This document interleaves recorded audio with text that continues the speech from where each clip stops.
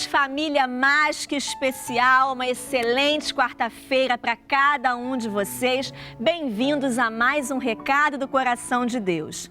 Hoje falaremos aqui sobre mais uma mulher, e a mulher de hoje é Batseba.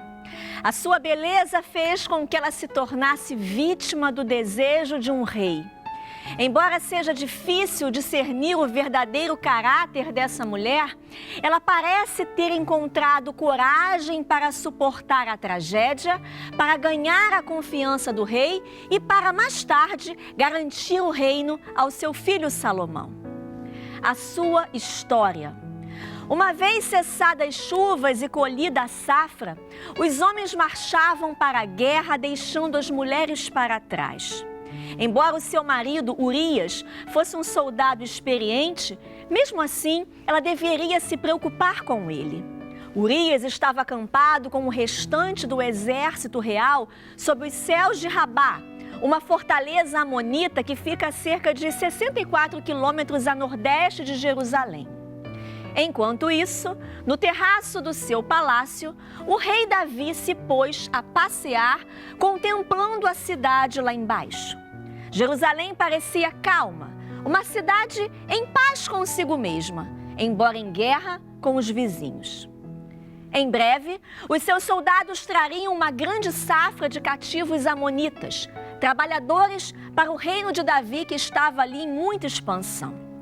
Até que o rei percebe a figura de uma jovem se banhando no jardim de uma casa murada abaixo da casa dele. Ele se inclinou sobre o peitoril do terraço para ver melhor. Sem perceber que estava sendo observada, a mulher se enxugou e entrou na casa.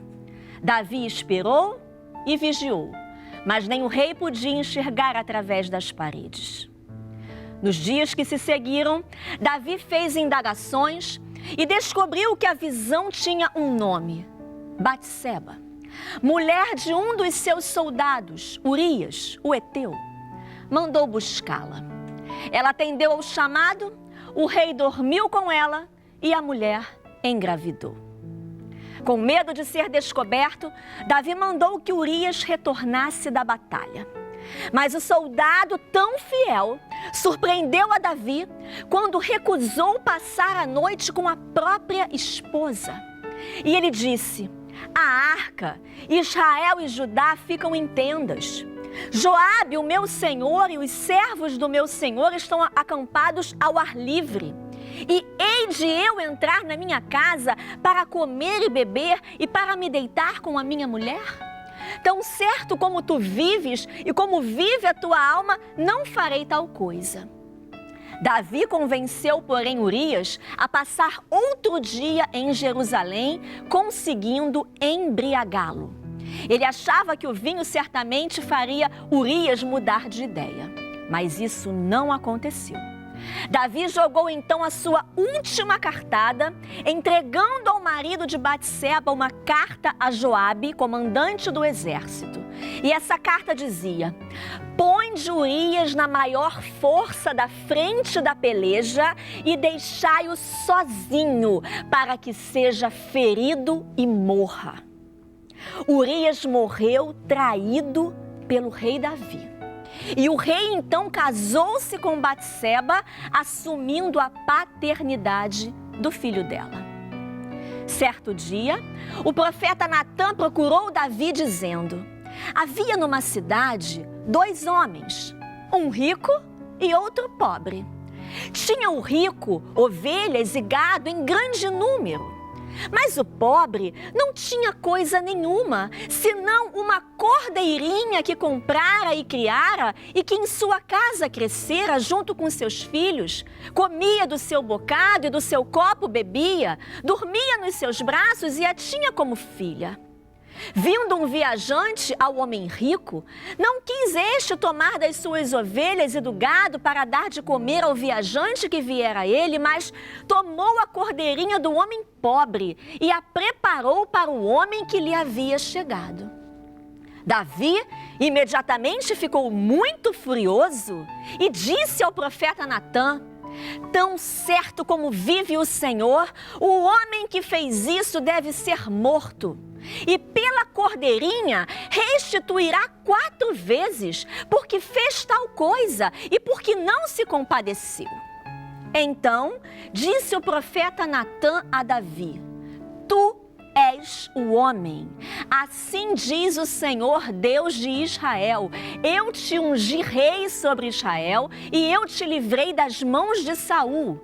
Dei-te a casa de teu senhor e as mulheres de teu senhor em teus braços. E também te dei a casa de Israel e de Judá. E se isto fora pouco, eu teria acrescentado tais e tais coisas. Por que, pois, desprezaste a palavra do Senhor, fazendo o que era mal perante ele? A Urias, o heteu, feriste a espada, e a sua mulher tomaste por mulher, depois de o matar com a espada. Agora, pois, não se apartará a espada jamais da tua casa. O desejo de Davi por Batseba marcou o início do seu declínio. Embora Deus o tivesse perdoado, ainda assim, ele sofreu as consequências do seu erro. O seu pecado foi um turbilhão que arrastou outros em sua esteira. Apesar de Davi orar, apesar de Davi suplicar, Deus permitiu que o filho concebido por Batseba ficasse doente e morresse. Embora a narrativa bíblica pouco revele sobre o verdadeiro caráter dessa mulher, é difícil que Batseba estivesse em posição de recusar uma ordem do rei. Na parábola de Natã, ela é descrita como uma cordeirinha inocente. Por que então tantos a consideram como uma mulher sedutora? A inocência de Batseba talvez seja penosa demais para ser enfrentada. O fato de alguém bom sofrer tais tragédias, especialmente nas mãos de uma pessoa piedosa, nos deixa estarrecidos. Pior ainda, Deus castigou tanto Davi quanto Batseba ao tirar o seu filho.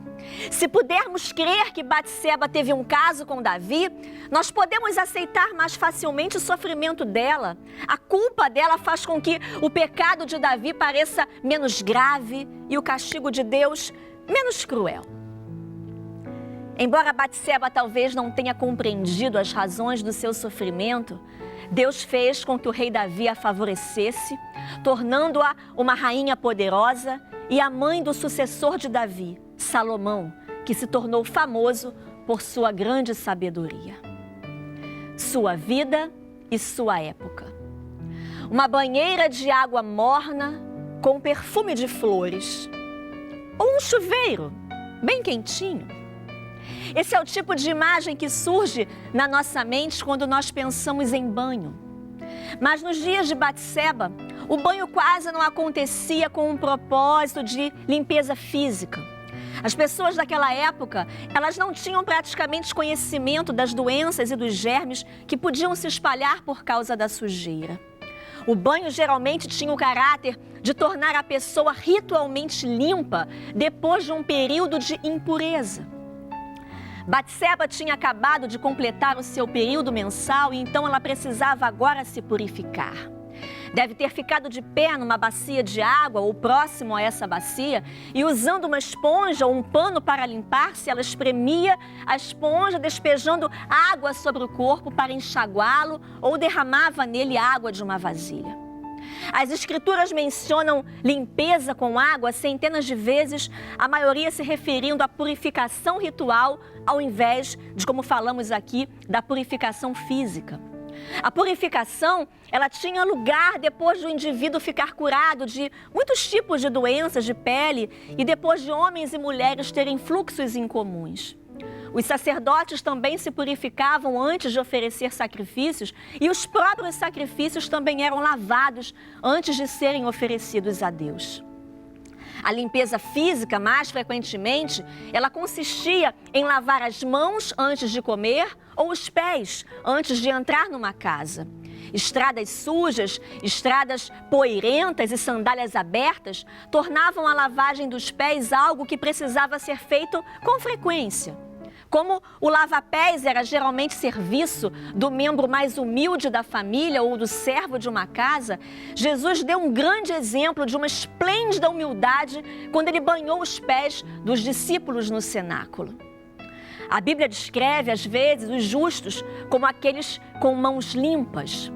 A limpeza também usada na Escritura como uma metáfora para o perdão. Por exemplo, Jó 33:9, que diz: estou limpo, sem transgressão. Ou purifica-me com hisopo e ficarei limpo, lava-me e ficarei mais alvo que a neve, entre outros.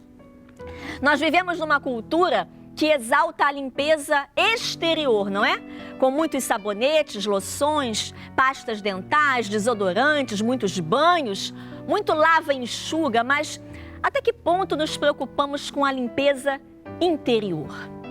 Temos mãos limpas, mas espíritos sujos de ódio? Temos pernas macias e depiladas, mas corações endurecidos diante do sofrimento de outras pessoas?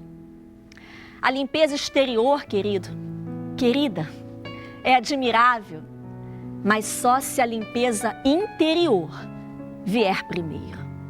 Pense nisso. Que Deus te abençoe.